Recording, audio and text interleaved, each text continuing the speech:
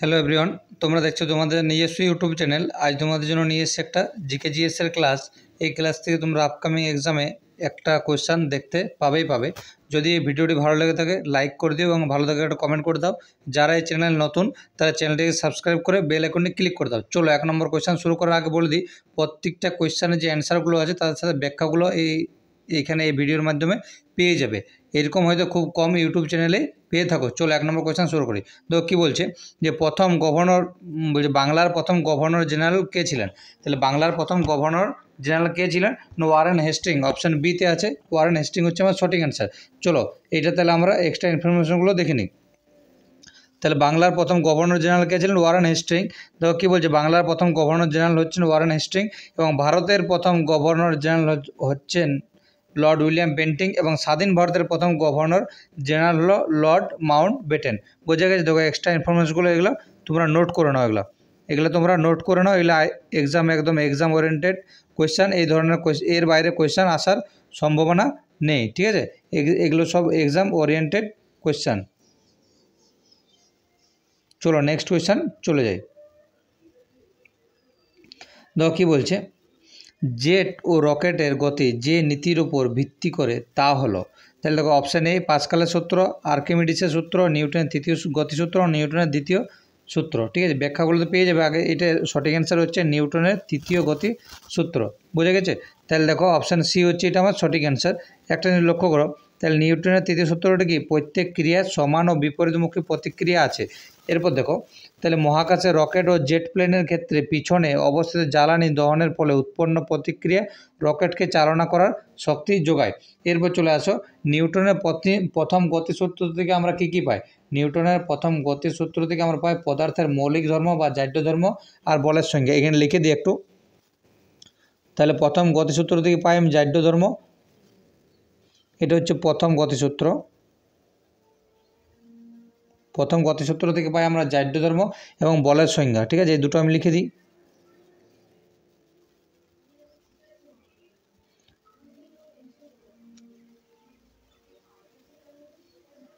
তাহলে এটা প্রথম গতিসূত্র থেকে পাই। আচ্ছা, দ্বিতীয় গতিসূত্র থেকে কী পাই? দ্বিতীয় গতিসূত্র থেকে পাই আমার ভরবেগের ধারণা। ঠিক আছে, ভরবেগের ধারণা এবং বল ও পরিমাপ ও একক এবং বলের ঘাত ও ঘাতবল। বলের ঘাত ও ঘাতবল। ঠিক আছে, বলের ঘাত আর কি পাই? ঘাতবল পাই।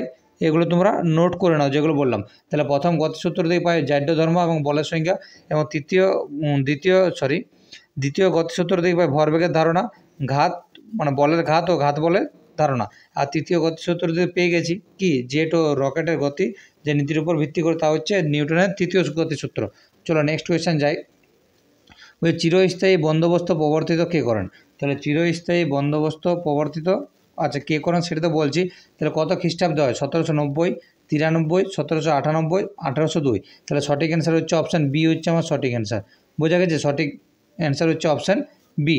তাহলে দেখো একটা জিনিস লক্ষ্য করো, তাহলে কী বলছি দেখো, লর্ড কর্নওয়ালিস চিরস্থায়ী বন্দোবস্ত আমাদের কে চালু করেছিলেন? Lord Cornwallis. কত খ্রিস্টাব্দে দেখো, তাহলে লর্ড কর্নওয়ালিসের আমলে 1793 খ্রিস্টাব্দে চিরস্থায়ী বন্দোবস্ত প্রবর্তিত হয়, যা জমিদারি ব্যবস্থা বা সূর্যাস্ত আইন নামও পরিচিত। এটি তৈরি করেন স্যার জন শোর। তাহলে লর্ড কর্নওয়ালিসের আমলে চিরস্থায়ী বন্দোবস্ত হয়েছিল।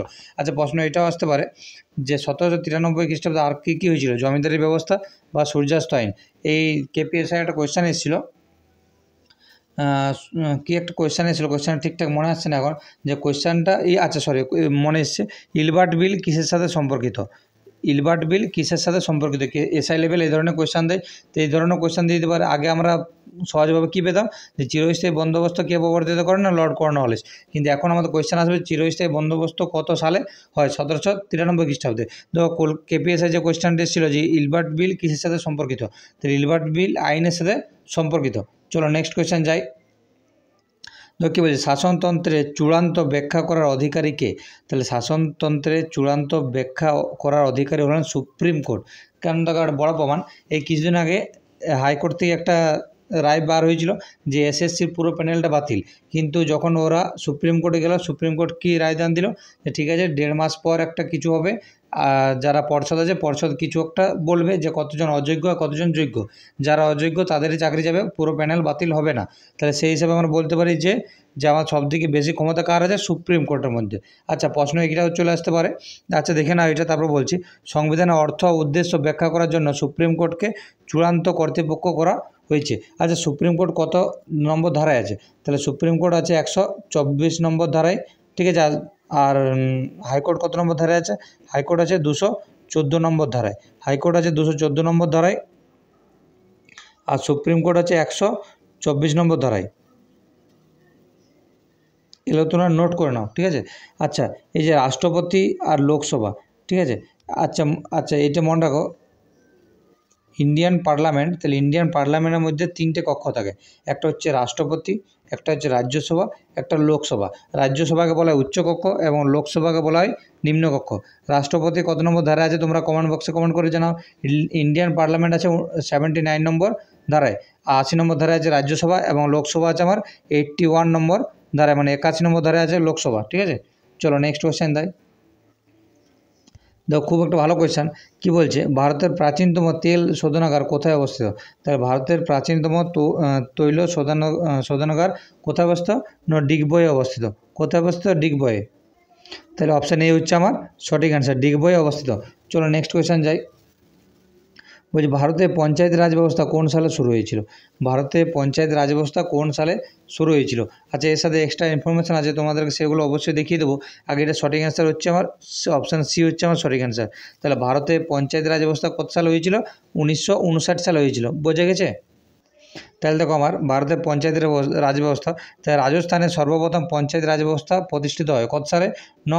1959 সালের 2 অক্টোবর। এখন কিন্তু এইসব দিচ্ছি কি এসআই লেভেলে, এসব কোয়েশ্চেন তোমরা দেখতে পাবে যে একদম ডেটটা বলে দিয়েছে, কত ডেটটা বলো, সালটা বললে চলবে না। তাইলে আমাদের পঞ্চায়েত রাজ ব্যবস্থা 1959 সালের 2 অক্টোবর। এরপর দেখো কী বলছে, ওই বছরে মানে 1959 সালে 1 নভেম্বর অন্ধ্রপ্রদেশে পঞ্চায়েত রাজ ব্যবস্থা চালু হয়, ঠিক আছে। তাহলে প্রথম হয়েছিল আমাদের কোথায়? রাজস্থান হয়েছিল 1959 সালে 2 অক্টোবর, এবং 1 নভেম্বর হয়েছিল অন্ধ্রপ্রদেশে, ঠিক আছে, 1959 সালে 1 নভেম্বর হয়েছিল। চলো নেক্সট কোয়েশ্চেন যাই। বলছে কোনো ড্যামের, ঠিক আছে, ড্যামের জলাধার জলপূর্ণ থাকলে উহাতে যে শক্তি সঞ্চিত থাকে তা হলো গতিশক্তি, স্থিতিশক্তি, তড়িৎ শক্তি না শব্দ শক্তি? তাহলে বলো কোনো ড্যামের জলাধার মানে সাইডে জলপূর্ণ যদি অবস্থায় থাকে, সেই যে শক্তিটা, যে শক্তি সঞ্চিত থাকে তা হলো কি? তা হলো আমার স্থিতি শক্তি। তাহলে যে শক্তি সঞ্চিত থাকে সেটা আমার কী শক্তি? স্থিতি শক্তি। মানে অপশান বি হচ্ছে আমার সঠিক অ্যান্সার। এর এক্সট্রা লেভেলগুলো আমার মানে এক্সট্রা ইনফরমেশনগুলো তোমরা দেখে নাও। তাহলে কী বলছে, ড্যামের জলাধার জলপূর্ণ থাকলে সেখানে স্থিতিশক্তি সঞ্চিত হয় এবং সেই শক্তির কাজে লাগিয়ে কী তৈরি করা হয়? জলবিদ্যুৎ তৈরি করা হয়। বোঝা গেছে? তাহলে স্থিতিশক্তি সঞ্চিত থাকে এবং সেই শক্তিকে মানে স্থিতিশক্তির কাজে লাগিয়ে কী তৈরি করা হয়? জলবিদ্যুৎ তৈরি করা হয়। চলো নেক্সট কোয়েশ্চেন চলে যাই। কোন ব্রিটিশ শাসক ভারতের পুলিশ প্রশাসনের স্থাপন কর্তা ছিলেন? তাহলে কে ছিলেন? Lord Cornwallis. কারণ লর্ড কর্নওয়ালিসকে কেন বলা হচ্ছে? লর্ড কর্নওয়ালিস প্রথম কী হয়েছিলেন? না প্রথম কী হয়েছিলেন বলো? তাহলে দেখো কী বলছে, লর্ড কর্নওয়ালিসকে father of Indian civil service বলা হয়, ঠিক আছে। তিনি ভারতের প্রথম প্রশাসনের স্থাপনকর্তা ছিলেন, ঠিক আছে। তাহলে লর্ড কর্নওয়ালিসকে father of Indian civil service বলা হয়। চলো নেক্সট কোয়েশ্চেন চলে যাই। ওই সিয়াচেন হিমবাহ কোন পর্বতমালায় অবস্থিত? সিয়াচেন হিমবাহ কোন পর্বতমালায় অবস্থিত? না, কারাকোরাম পর্বতমালায় অবস্থিত। কোনটা? সিয়াচেন হিমবাহ। বোঝা গেছে? চলো তোমরা এগুলো কিন্তু নোট করে নেবে, এগুলো তোমরা কী করে নেবে? নোট করে নেবে, এক্সট্রা ইনফরমেশান অনেক দিয়ে দিচ্ছি। চলো নেক্সট কোয়েশ্চেন চলে যাই। আচ্ছা নেক্সট কোয়েশ্চেন নাই, তাহলে আমাদের আজকে 9টাই কোয়েশ্চেন ছিল। যদি ভিডিওটি ভালো লাগে থাকে একটু লাইক করে দিও। চলো আজ এ পর্যন্ত।